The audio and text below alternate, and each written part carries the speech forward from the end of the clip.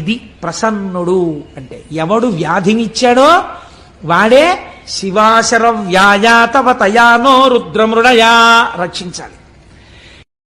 అటు వీడు చచ్చిపోకుండానూ కాపాడాలంటే పరబ్రహ్మమునకు తప్ప వేరొకడికి సాధ్యం కాదు. కాబట్టి శంకరుడు మాత్రమే చెయ్యాలి పని. చూడండి, శశిశేఖర అన్న నామాన్ని వ్యాఖ్యానం చేస్తూ అంటారు, దక్ష ప్రజాపతికి 27 మంది కుమార్తెలు. ఆ 27 మంది కుమార్తెలే 27 నక్షత్రాలు, అశ్విని భరణి కృత్తిక రోహిణి. వీళ్ళు ఈ 27 నక్షత్రాల్ని తీసుకెళ్లి చంద్రుడికిచ్చి వివాహం చేశాడు. ఒక ఆయనకే ఇచ్చేశాడు, గొడవ లేదు, పండగ ఒక్కడే అల్లుడు వస్తాడు. అందుకని 27 ఆడపిల్లల్ని ఒక్కరికే ఇచ్చాడంటే పూర్వం దక్షిణ నాయకత్వము అని ఒకటి ఉండేది. మీరు నన్ను క్షమించండి, నేను పురాణాంతర్గతంగా ఇలాంటి మాట అనకూడదని అండం ఎందుకు అంటున్నాను, ఒక దక్షిణ నాయకత్వాన్ని సమర్థించడానికి. అనుకోండి, విజయనగర సామ్రాజ్యాన్ని పరిపాలించినటువంటి రామరాయల వారు అప్పుడప్పుడు ఏదైనా ఊరిడితే ఆ ఊళ్ళో తరణిపోలిన పిల్లలు కనపడుతుండేవారట. దక్షిణ నాయకత్వం అంటే అలా ఉండేది. అంతమంది భార్యలతో ఉండేవారు. దశరథ మహారాజు గారికి 365 మంది భార్యలు ఉండేవారు. అలా పూర్వం ఆ దక్షిణ నాయకత్వం ఉండేది. అందుకని 27 ఆడపిల్లల్ని ఒక్క ఆయనకి ఇచ్చేసాడు ఆయన. ఈ 27 మంది భార్యలతో చంద్రుడు పాణిగ్రహణం చేసిన వాడు ఏం చెయ్యాలి? చక్కగా సంతోషంగా 27 మందితోటి కలిసిమెలిసి ఉండాలి. ఏదో ఒక ఆయన తాను రోజు పడక గదిలోకి వెళ్ళి చూసినట్టు, దానివల్ల గొడవలు వస్తున్నట్టు నువ్వు అలా ప్రవర్తించకని బుద్ధి చెప్పాడు వెంకటేశ్వర స్వామి వారికి. శ్రీదేవి వంకకు చిలిపిగా చూడకు, అలమేలు మంగకు అలకరానీయకు, ముద్దుసతులిద్దరిని ఇరువైపులా చేర్చి ఏ గొడవ లేకుండా హాయిగా నిదురపో శేషశైలావాస శ్రీ వెంకటేశ. ఆయన ఎలా పడుకోవాలో, భార్యలతో ఎలా సర్దుకోవాలో ఈయన పాఠం చెప్పి అలా నిద్రపోమని చెప్పాడు. అదో విచిత్రం. అంటే భావన చేత స్వేచ్ఛ కలిగి తన్మయత్వంతో పాడుకున్నటువంటి వాడికి హద్దెక్కడుందండి? కాబట్టి ఆయన అలా దర్శనం చేయగలిగాడు. అంటే ఆయన ఎప్పుడో ఈయన అలా చూడడం, ఆవిడ కొంచెం కోపడ్డం అవి ఆయన చూశాడనమాట. అందుకని నువ్వు అలా అనవసరంగా గొడవలు తెచ్చుకోక, పొద్దున్నే ఒక అమ్మవారు చిన్నబుచ్చుకుంటే మాకు కష్టంగా ఉంటుంది, ఇద్దరిని సమానంగా చూస్తూ పడుకో అన్నాడు ఆయన. అది ఎంత బుద్ధి చెప్పాడో, ఎంత స్వాతంత్రం అండి. నాకు అలాంటి పాటలు వినపడినప్పుడు చాలా ఆనందంగా ఉంటుంటుంది. కాబట్టి సరే, ఇప్పుడు నేను దేని గురించి ప్రస్తావన చేయాలనుకుంటున్నానంటే 27 కన్యలతోటి భార్యలతోటి చంద్రుడు సంతోషంగా సమానంగా ఉండాలి. కానీ ఇక్కడ నేను ఒక్క మాట అంటే మీరు మరోలా అనుకోకండి. చంద్రుడి చరిత్ర ఎంతొక దోషం ఉంది. ఏమా దోషము? మీకు దేవీ భాగవతంలో మొదటి కదా అదే. ఇప్పుడు నేను దాన్ని ప్రస్తావన చేస్తే దానికి మళ్ళీ వివరణ చేయాలంటే మహాప్రభావం 3 రోజులు పడుతుంది. ఎందుకు వచ్చిన గొడవ? అందుకని. కానీ ఆయన కొంచెం తొందరపడిపోవడం, యుక్తాయుక్త విచక్షణ లేకుండా ఏ స్త్రీ పట్ల అలా ప్రవర్తించడం మహాపాతకమని శాస్త్రం చెప్పిందో అలాంటి వాళ్లతో రమించడం కూడా చంద్రుడి చరిత్రలో ఒకచో ఉన్నది. దాని విశేషార్థం పక్కన పెట్టండి, మామూలుగా చరిత్ర యందు ఉన్నది.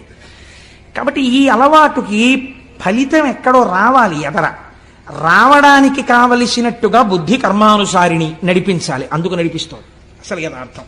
ఇది శివుడు ఇస్తున్నటువంటి ఆ ధనస్సులోంచి వస్తున్నటువంటి పాప ఫలితం. మీరు అలా సమన్వయం చేసుకోండి, ఎంత అందంగా వస్తుందో అది. ఇప్పుడు ఆయన ఏం చేశాడు? మళ్ళీ ఆయనకి 27 మందిలో రోహిణి ఒక్కత్తి బాగా నచ్చింది. కాబట్టి ఆ రోహిణితోనే కాలం గడిపేవాడు.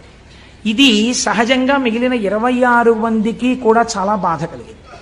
27 స్వీకరించిన వాడు 27 సమానంగా ఉండాలి, కానీ ఒక్క రోహిణితోనే ఉంటున్నాడు. వాళ్ళు ఎంత బాధతో మాట్లాడారో తెలుసా అండి? తండ్రి గారి దగ్గరికి వెళ్ళి, నేను అన్ని పద్యాలు చెప్తూ కూర్చుంటే 42 రోజులు ఏంటి, ఆయన చెప్పినట్టు సంవత్సరం అయిపోతుందో ఏమిటో గొడవ అని బెంగెట్టుకుని 1-2 పద్యాలు మాత్రమే చెప్తున్నాను. అందరి నేల ఇట్లు జలజారికి నిచ్చితివి, ఒక్క రోహిణీ సుందరినిచ్చి నన్మిగుల సొంపుగా నుండెడిది, ఎక్కడేని మాకుందక భర్త చిక్కకయే గొడ్డైపోవునో పృథ్వీ. తండ్రి, ఈ వందురు ఎట్లు పాయుదుము, వల్లభు కొల్విటు చెందుమాకి కన్నని అడిగారు. ఎంత కష్టంతో కూడుకున్న మాట అడిగారో చూడండి. నాన్నగారండి, మీరు ఎందుకు ఈ తప్పు చేశారండి? మా 27 మందిలో ఒకవేళ రోహిణియే అందగత్తేమో, రోహిణిని ఒక్కదాన్ని చంద్రుడికిచ్చి అంత చందమామ లాంటి మొగుడు రావాలంటారు కదా, చందమామ లాంటి మొగుడిని పొందడానికి మేము అర్హులం కావేమో, అంత అందగత్తెలం కాదేమో, అందుకేనేమో రోహిణి మీద ఉన్న ప్రీతి మా మీద లేదు. అంత అందమైన కూతురుతో పాటు అందం లేని మమ్మల్ని కూడా ఎందుకు ఇచ్చారు నాన్నగారు? కన్యాదానంలో మీ బాధ్యత అయిపోతుందని ఇచ్చారా? మాకు తగిన భర్తలు, మేము ఎంత పనికి మాలిన వాళ్ళమైనా మాకు తగిన భర్తలు పృథివిలో ఉండరా? గొడ్డుపోయిందా నాన్నగారు లోకం? ఎవరిని తెచ్చి మాకు పెళ్లి చేస్తే మేము సంతోషించకపోదు అండి. భర్త యొక్క మనస్సు చూరగొనని మా జన్మ మాకెంత బాధగా ఉందో తెలుసా నాన్నగారు? ఎంత గొప్పగా మాట్లాడారండి వాళ్ళు, ఎంత అందమైన పద్యం పడిపోయిందో చూడండి.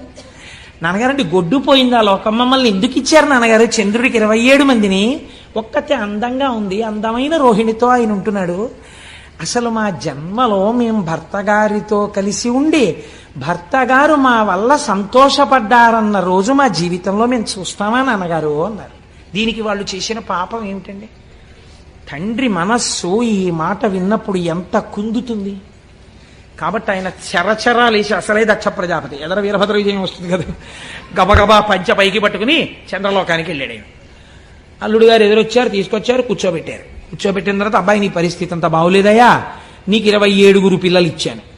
ఇచ్చినప్పుడు చక్కగా మామయ్యగారండి బాగున్నారండి, చక్కగా ఉంటుందండి, మీరు వచ్చినప్పుడు ఎంత సంతోషంగా ఉంటారో చూద్దురుగానండి అన్నావు. నీ మీద అప్పుడే పితూరీలు ప్రారంభమయ్యాయి, ఒక్క రోహిణితో ఉంటున్నావుట. ఇలా ఉండడానికి వీల్లేదు. 27 పిల్లల కంటి వెంట నీళ్లు రాకూడదు, అందరినీ సమానంగా చూసుకో. చూస్తావా? అసలు దక్ష ప్రజాపతి. తప్పకుండా మామయ్యగారండి అన్నాడు.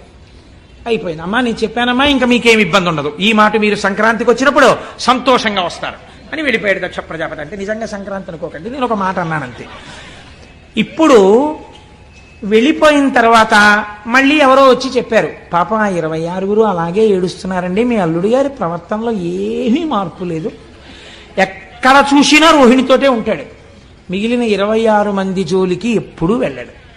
పాపం ఓసారి మీరు చెప్పారు, ఆయన వినడు, ఏమిటో వాళ్ళ బతుకు అంతేనా అన్నారు. అనేటప్పటికి ఇప్పుడు ఆయనకి ఎందుకు కోపం వచ్చిందంటే, నా మాట వినలేదని కోపం వచ్చింది. ఆయన ఎటువంటి ఆలోచన వచ్చిందో చూడండి. ఆ కోపంలో క్షయవ్యాధి ఉన్నటువంటి వాడికి తొందరగా దగ్గరగా వెళ్ళడానికి, ఆ ఉచ్ఛ్వాస నిశ్వాసలని లోపలికి పీల్చడానికి, వారి నోటి ఎంగిలిని తన నోటిలోకి తీసుకోవడానికి ఎవరు ఇష్టపడరు, ఎందుకంటే వీళ్ళకి క్షయ వస్తుందని. కాబట్టి ఆయన అన్నాడు, నీ విశృంఖలత్వానికి నేను అడ్డు వేస్తాను, కాబట్టి నువ్వు క్షయవ్యాధి పీడితుడవగుదువుగాక. ఆయన ఉద్దేశం ఏమిటి? పూర్వం సంతోషపడినట్టు రోహిణి కూడా నీ దగ్గరికి రానివ్వదు, క్షయ వచ్చింది కాబట్టి. ఇప్పుడు శుశ్రూష చేయడానికి భార్యలని మాత్రం మిగిలిన వాళ్ళని పిలుస్తావు, నీ బతుకు బయటెడుతుందన్నాడు. క్రోధంలో అదుపు తప్పిన మాట వచ్చేసింది మామగారు నోటి వెంట. వచ్చి నువ్వు క్షయవ్యాధి పీడితుడు వగుదువుగాక అన్నాడు. ఈయనకి క్షయవ్యాధి వచ్చింది, కానీ దేవతలందరికీ భోజనాలు పోయి ఉపవాసాలు చేసి న్యూరోబియాన్ ఇంజక్షన్లు చేయించుకోవాల్సి వచ్చింది. వాళ్ళందరూ నీరసపడిపోయారు. ఇదేంటంటే చంద్రుడికి క్షయవ్యాధి వస్తే దేవతలకి నీరసం రావడం ఎందుకు అంటే, ఇక్కడ ఒక పెద్ద మర్మం ఉంది. చంద్రుడు బాగా ప్రకాశిస్తే ఆయన యొక్క అనుగ్రహం చేత ఓషధులు ప్రకాశిస్తాయి. ఓషధులు బాగా ప్రకాశిస్తే ఆ ఓషధులతో కూడినటువంటి ద్రవ్యములతో యజ్ఞం చెయ్యాలి. ఈ యజ్ఞంలో ఓషధుల్ని కూడా వేస్తే ఈ హవిస్సులు దేవతలు తీసుకుంటారు. దేవతలు తీసుకుని వాళ్ళ ఆకలి తీరితే వాళ్ళకు మనకి మంగళములను ఇస్తారు. దేవతలకి హవిస్సులు లేవు, లోకాలకి మంగళాలు లేవు. ఇటు వీళ్ళు మాడిపోయారు, అటు వాళ్ళు మాడిపోయారు. ఎందుకు వచ్చింది ఇదంతా? చంద్రుడికి క్షయవ్యాధి వచ్చింది. కాబట్టి ఇప్పుడు ఇది ఎవరి సమస్య అయి కూర్చుంది?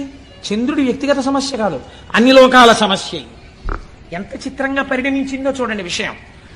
ఇప్పుడు వీళ్ళందరూ మాట్లాడుకున్నారు. అత్రి మహర్షిని పిలిచారు.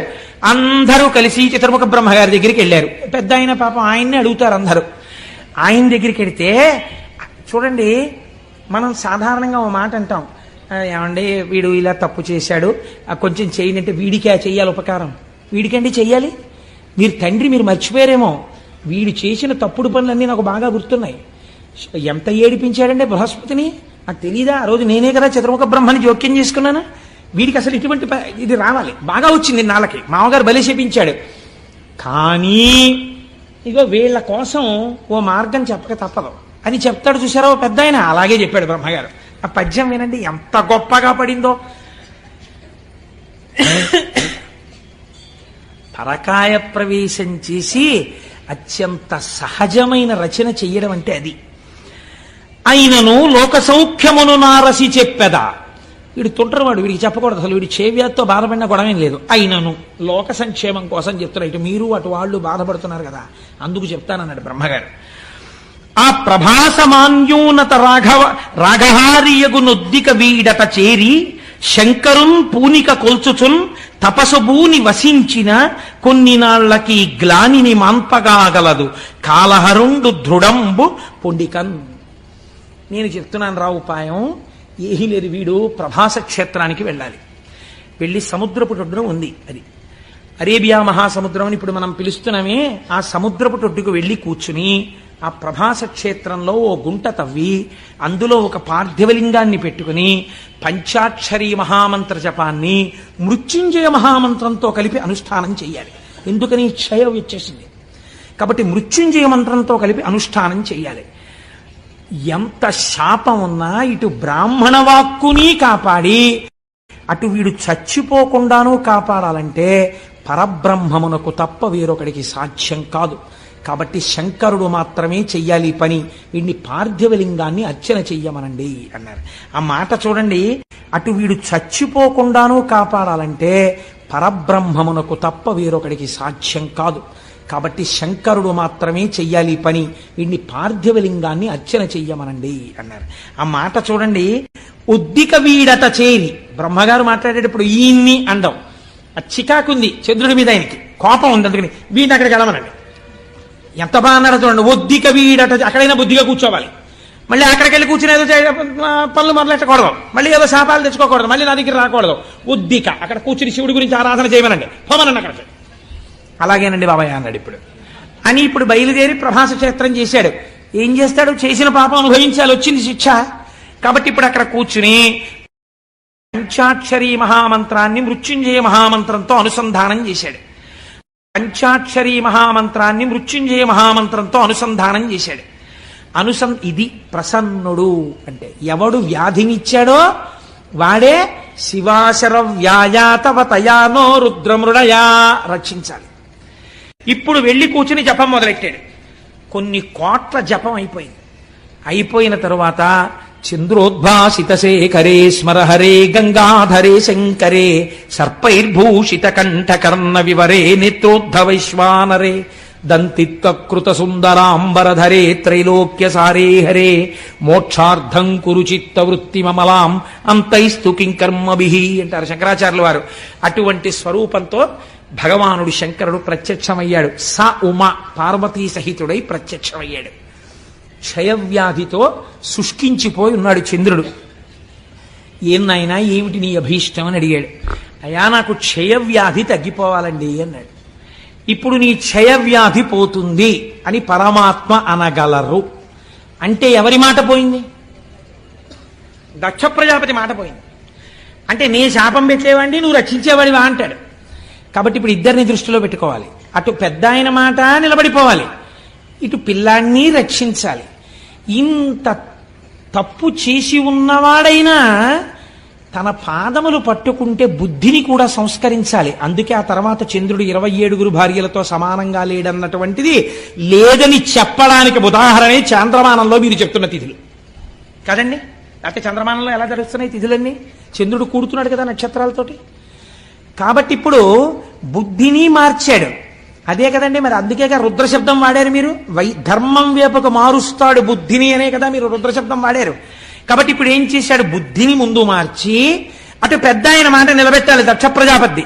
కాబట్టి అన్నాడు, నీకు క్షయ ఉంటుంది కానీ 15 రోజులు క్షీణిస్తావు, 15 రోజులు వృద్ధి పొందుతుంటావు. కాబట్టి ఇంకా క్షయ పూర్తిగా లేదు కాబట్టి నశించిపోవు, ఎప్పుడూ హాయిగా ఉంటావు. సరికదా పిల్లాడా, ఎప్పుడైనా ఎవరైనా నీ పాత కథలు తలుచుకోకుండా నువ్వు పూర్తిగా ఇప్పుడు గొప్పవాడివయ్యావు, నీ చరిత్రే మారిపోయింది, నువ్వు సద్బుద్ధున్నవాడివి, నా చేత అనుగ్రహింపబడిన వాడివని తెలుసుకోవడానికి, నాతో కలిపి నీ దర్శనం చెయ్యడానికి నా పేరే నీతో కలుపుకుంటాను, చంద్రశేఖర అని పిలిపించుకుంటానని ఆ చంద్రుణ్ణి చేసి నెత్తిన పెట్టుకున్నాడు. ఏమి ఔదార్యమూర్తి అండి పరమాత్మ. ఇది ఆయన కారుణ్యం అంటే. నీకేమిటి బెంగ? కాలమునకు వశుడు కాని వాడను నేను, నా నెత్తి మీద నిన్ను పెట్టుకున్నాను రా. చతుర్ముఖ బ్రహ్మగారు అన్నాడు, వీడులు పోయి ఉద్దికను అన్నారు. ఆయన అన్నారు, తప్పు అందరూ చేస్తారులే నాన్న, చేసావు, నీ బుద్ధి మార్చుకో. నీ బుద్ధి మారింది, ఇప్పుడు నిన్ను నెత్తి మీద పెట్టుకుంటాను. ఇప్పుడు మీకు ఇది విని ఏమైంది? శశిశేఖర, తప్పులు జరిగిన వాటికి వేళ్లు విరవకండి. ఇంత కారుణ్యమూర్తి అయిన శంకరుడి పాదాలు పట్టుకున్న వాడికి ఒక్కసారి పట్టుకుంటానని పూనికతో నిలబడితే మిమ్మల్ని కూడా నెత్తి మీద పెట్టుకోవడానికి ఆయన సిద్ధంగా ఉన్నాడు కదండి. అందుకని శశిశేఖర, అందుకని నెత్తి మీద చంద్రుణ్ణి పెట్టుకున్నవాడా అని ఈయన్ని పిలవలసి వచ్చింది. ఆయన క్షయవ్యాధి పోయింది, చాంద్రమానం వచ్చింది. ఇప్పుడు ఈ చంద్రుడు పార్వతీదేవికి గొప్ప భక్తుడయ్యాడు. అందుకే మనుశ్చంద్ర కుబేరశ్చాలోపాముద్రా చ మన్మద అగస్తీరగ్ని సూర్యశ్చ ఇంద్రస్కంధస్తథైవ చ అని క్రోధభట్టారకో దేవ్యా ద్వాదశామి ఉపాసకా 12 మంది అమ్మవారి మహాభక్తులలో ఈయన కూడా ఒకడయ్యాడు. అయితే ఇక్కడ ఒక చిత్రం జరిగింది. శంకరుణ్ణి చూసి అన్నారు, స్వామి చాలా బాగుందండి, మీరు నెత్తి మీద చంద్రుణ్ణి పెట్టుకున్నారు, శశిశేఖర అన్న నామం మీకు వచ్చింది, అంతవరకు మేము ఒప్పుకున్నాం. అదే సోమనాథలింగం. స ఉమానాథుడు ఒక అర్థం, అంటే పార్వతీదేవి పక్కన ఉన్నటువంటి కారుణ్యమూర్తి, సశక్తిపరుడు కాదు. సోముడు అంటే చంద్రుడు. సోముడు ప్రార్థన చేశాడు, నన్ను ఇంత అనుగ్రహించిన నీవు ఉత్తరోత్తర ఎవరొచ్చినా రక్షించడానికి ఇక్కడే విలియవలసినది అన్నాడు. జ్యోతిర్లింగమయ్యాడు. అందుకే అది స్వయంభూలింగాలలో జ్యోతిర్లింగాలలో మొట్టమొదటి లింగం. మీకు తెలిసి వెళ్ళినా తెలియక వెళ్ళినా దీర్ఘకాలం పీడించేటటువంటి వ్యాధులు నయమవుతాయని, భవిష్యత్ జన్మలలో చేసిన పాపముల వలన భయంకరమైన వ్యాధులు, కుష్ఠవ్యాధి వంటి వ్యాధి రావలసినటువంటి పాపములు ఖాతాల్లో ఉండిపోయినా అవి భగ్నమైపోతాయని, సోమనాథలింగ దర్శనం చెయ్యాలని మనకి శాస్త్రం చెప్తోంది. మమ్మల్ని అనుగ్రహించి గోపాలకృష్ణ గారు తీసుకెళ్లబోతున్నారు సోమనాథలింగ దర్శనానికి ఏప్రిల్లో. కనుక ఒకరన్నారు, అయ్యా ఇక్కడ వరకు బాగుందండి, చాలా బాగుంది, సోమనాథలింగ దర్శనం చెయ్యవలసిందే. ఈ లింగం మీద కన్నుబడే ఈ దేవాలయాన్ని ఎన్ని మాటలు ధ్వంసం చేశారో కొందరు. ధ్వంసం చేస్తే మహానుభావుడు, ఉక్కు మనిషి అనిపించుకున్నటువంటి భారతదేశపు ఉప ప్రధాని చేసినటువంటి సర్దార్ వల్లభభాయ్ పటేల్ గారు, ఆయన ఆధ్వర్యంలో ఒక కమిటీ ఏర్పడి సోమనాథ దేవాలయాన్ని పునర్నిర్మాణం చేసి అత్యద్భుతమైన దేవాలయంగా రూపుదిద్దారు ఇప్పుడు. కాబట్టి ఈ చంద్రశేఖరుణ్ణి దర్శనం చేసిన మాట యథార్థం అయితే, అయ్యవారు ఇక్కడ చంద్రుణ్ణి పెట్టుకున్నాడు అనుకోండి, చాలా బాగుంది స్వామి, ఇక్కడ నువ్వు చంద్రుణ్ణి పెట్టుకున్నావు అనేసి మీరు వెళ్ళిపోగలరండి ఇంటికి.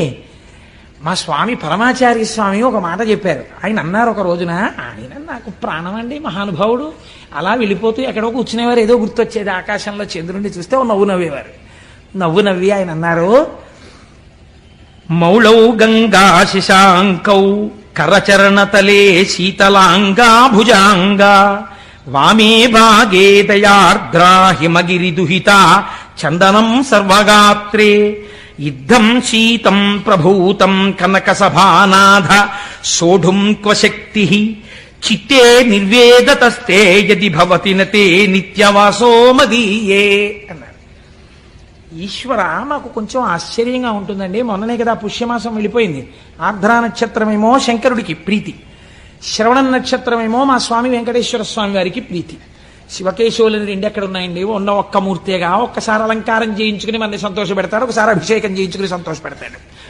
కాబట్టి ఆయన అన్నారు, మౌళౌ గంగా శశాంకౌ, ఈశ్వర నీ తలలో ఇప్పటికే గంగమ్మ ఉంది. ఆ గంగమ్మ ఉత్తినే కూర్చుంటుందా? ఎప్పుడు కదులుతుంది, ప్రవహిస్తుంది. నీరు అలా స్టాగ్నెట్ అయి ఉండిపోతే కుడుకంపు వస్తుందండి. అందుకని తిరుగుతుంటుంది ఆ జటాజూటంలో. అలా తిరుగుతుండడంలో ఏమవుతుంది, కిందకి ఇలా కారిపోతుంటుంది. ఆ నీళ్లతో నీ ఒళ్ళేమవుతుంది, ఎప్పుడూ తడిసిపోతుంది. ఎప్పుడు శంకరుడి దగ్గరికి వెళ్ళి ఇలా ముట్టుకుందామన్నా పార్వతీదేవి చల్లగా తడిసిపోయి ఉంటాడు. అబ్బా తుడుచుకోండి అంటుంది, మళ్ళీ తుడుచుకుంటాడు, మళ్ళీ తడిసిపోతుంటాడు. కాబట్టి ఈశ్వర ఇప్పటికే గంగ ఉంది, అది చల్లగా ఉంటాయి నీళ్లు. చాలదన్నట్టు ఇప్పుడు ఏం చేశావు? చంద్రుడిని తెచ్చి నెత్తి మీద పెట్టుకున్నావు. కాబట్టి ఇప్పుడు నీ తలకాయ ఎంత చల్లగా ఉండాలి. ఎప్పుడు పెట్టుకున్నావో ఆ సోముణ్ణి, తలకాయ ఎంత చల్లతనంతో దిమ్మెక్కిపోయి ఉండాలి నిజానికి. ఎంత చల్లతనమో, ఎంత చల్లగా ఉందో, తల నిమ్మిక్కిపోయింది అంటుంటాం మనం. వానలో బాగా తడిసిపోయి ఇంటికి వచ్చారనుకోండి భర్త, భార్య గబగబా ఏం చేస్తుందంటే, ఇప్పుడు లేవనుకోండి కుంపట్లో బొగ్గులేసి గబగబా విసిరి ఒక్కసారి రండి మీకు పడిశం పట్టేస్తుంది, కాస్త సాంబ్రాణి వేస్తానని చక్కగా ఆయన నిప్పుల్లోకి పడకుండా ఇలా కొంచెం తల వంచుతుంటే, ఏదో పెద్ద బడాయికి పోయి ఇలా ఏదో తెలియక వంచేసినట్టు తల వంచి ఆవిడ పట్టుకుంటే ఇలా సాంబ్రాణి వేస్తుంటే ఆయనకు అదో సంతోషం. ఇంత వానలో తడిసిన శ్రమ పోయేది ఆయనకి. కాబట్టి అలా తండ్రి నీకు జటాజూటం అంతా గంగతో తడిసిపోయింది, చాలదా చంద్రబింబాన్ని పెట్టుకున్నావు, తల నిమ్మిక్కిపోయిందనాలి నువ్వు పార్వతీదేవి దగ్గరికి వెళ్ళి. పోనీ ఆవిడితో ఈ మాట చెప్దామంటే ఇవి చాలవన్నట్టు ఇంకోటి తగిలాయి. పోనీ తలొక్కటేనండి నిమ్ముకుపోయినట్టుంటుందంటే శీతలాంగా భుజాంగా, పావులు ఒంటికి కుండలీకృత కుండలేశ్వర కుండలం వృషవాహనం నరదాది మునీశ్వర స్తుత వైభవం భువనేశ్వరం. ఆయనకి చెవులకి పావులే, కంఠంలో పామే, భుజాలకి పావులే, పాదానికి వాసుకి చుట్టుకుని ఉంటాడు. వాసుకి ఇద్దరికి ఆభరణం, నారాయణుడికి శివుడికి వాసుకి చుట్టుకుని ఉంటాడు. వాళ్ళు చుట్టుకుంటే మీకేమిటండి బెంగ అంటారేమో, పాము అడుగు భాగం చాలా చల్లగా ఉంటుంది. ఇంత చల్లగా ఉన్న పాములు ఒళ్ళంతా చుట్టుకున్నాయి, పైన అంటుంటాలి. ఒళ్ళంతా పాములు సాధారణంగా పైన చలేస్తే తడిసిపోతే ఏదో ఒళ్ళంతా ఇలా దగ్గర పెట్టుకుని అంటారు. ఇవి చలి, ఒళ్ళంతా ఇవే, వీటిని ఏమైనా అన్నామంటే ఇంకా పాకుతాయి, ఇంకా చలి, ఒళ్ళంతా చల్లగా ఉంటుంది. పోన్లేవయ్యా, ఎవడైనా ఏం చేస్తాడు ఇంత చల్లగా ఉంటే? మరోలా అనుకోకండి, మర్యాదకి చెప్తున్నాను. ఉత్తర క్షణంలో ఉష్ణాన్ని పొందాలంటే వెళ్ళి భార్యను ఆలింగనం చేసుకోవాలి, కాస్త వెచ్చటి సుఖాన్ని పొందాననుకోవాలి. పోనీ అలా వెళ్ళి నువ్వు మీ ఆవిడ్ని కౌగిలించుకున్నావు అనుకో, ఆవిడిటువంటిది వామే భాగే దయార్ద్రా హిమగిరి దుహిత, ఆవిడ హిమవంతుడి కూతురు. పైగా ఆవిడెప్పుడు ఎలా ఉంటుంది, దయార్ద్ర, దయతో తడిసిపోయి బిడ్డల్ని ఎలా రక్షిద్దాం అని పరమ దయతో తడిసిపోయి ఆవిడ ఉంటుంది. పైగా హిమవంతుడి కూతురు కాబట్టి చల్లని తల్లి. అమ్మలగన్నయమ్మ ముగురమ్మల మూలపుటమ్మ, చాలా పెద్దమ్మ, చల్లని అమ్మ. చల్లని తల్లండి అంటాం కదా, నువ్వు చల్లని తల్లి. దృశాద్రాఘీయస్యాదర దళిత నీలోత్పల రుచాదవీ అంశం దీనం స్నపయ కృపయా మమ పిశివే అంటారు శంకరాచార్యుల వారు. అలా అపారమైన దయ కళ్ళల్లోంచి కురిపించేస్తుంటుంది. ఒళ్ళేమో హిమవంతుడి కూతురు కాబట్టి తండ్రి గారి పోలికలు వచ్చాయి పిల్లకి. పిల్ల చల్లగా ఉంటుంది, ఎప్పుడు వెళ్ళి కొంచెం వెచ్చగా ఉంటుందేమో అని కౌగిలించుకుని ఎడం పక్కన ఎట్టుకుంటే ఇంకొంచెం చలొచ్చింది. పోన్లేవయ్యా కుడివైపు ఏమైనా కొంచెం తగ్గుతుందేమో అనుకుంటే భక్తులందరూ వచ్చి చందనం సర్వగాత్రే, కాస్త చలిమంటేసిన వాడు ధూపం వేసిన వాడు తక్కువ, స్వామికి చందనం రాయాలండి బొట్టెట్టాలండి అని చందనం రాశారు. అబ్బా ఎంత చలయ్యా స్వామి నీకు, ఎంత ఉనికిపోవాలి నువ్వు, గడగడగడగడగడగడ. పోనీ ఇక్కడతో ఊరుకున్నావా? ఇద్దం శీతం ప్రభూతం కనక సభానాథ సోఢుంక శక్తి. అందరూ పుష్యమాసంలో హేమంత ఋతువులో బయటికి రావడానికి కూడా ఇష్టపడక చలేసేస్తోందని దుప్పట్లు కప్పుకుని ముసుగిట్టుకు పడుకుంటే నీ నెత్తి మీద ధారాపాత్ర పెట్టి చాలదన్నట్టు సన్నటి ధార ఇలా ఉనికిపోతూ, పోనీ చక్కగా ఏదో మా స్వామి శ్రీమన్నారాయణుడిలా చక్కగా నీకేమైనా సుప్రభాతం చెప్పి చామంతి పూల దండలేసి నీకు చక్క ధూపం వేసి పొద్దున్నే బాలభోగం అని ఏమైనా వేడిగా కట్టు పొంగల్ చక్ర పొంగల్ తీసుకొచ్చి పెడతారా? నీకు అభిషేకాలు మొదలెడతారు పొద్దున్నే. పాపం నీకు పూజ ఎప్పుడు, నీకు అలంకారం ఇప్పుడు 11 అయ్యాక. తెల్లారకట వీళ్ళందరికీ మాత్రం స్వెట్టర్లు వేసుకుంటారు, మంకీ క్యాప్లు పెట్టుకుంటారు, గుళ్ళోకి వస్తారు. వీళ్ళు మాత్రం తలకో చెంబు నీళ్లు పట్టుకొచ్చి నీ మీద పోసేస్తుంటారు. అయ్యయ్యో ఈశ్వరా, ఎంత చలయ్యా నీకు పరమాత్మ. సోఢుంక శక్తి, ఇంత చల్లగా ఉందే నీ పరిస్థితి, ఎలా తట్టుకుంటున్నావయ్యా వణకకుండా అని వెంటనే అన్నారు. నాకు అర్థమైంది ఎందుకు నీకు శక్తి వచ్చిందో తెలుసా? చిత్తే నిర్వేదతస్తే యది భవతి నతే నిత్యవాసో మదీయే. ఎప్పుడు ఆశలతో కోరికలతో ఏడుస్తూ దుఃఖంతో అటు పరిగెడుతూ ఇటు పరిగెడుతూ వేడెక్కిపోయిన నా హృదయంలో కూర్చుని ఈ వేడి తగిలి ఇంత చల్లతనానికి సరిపోలేదు.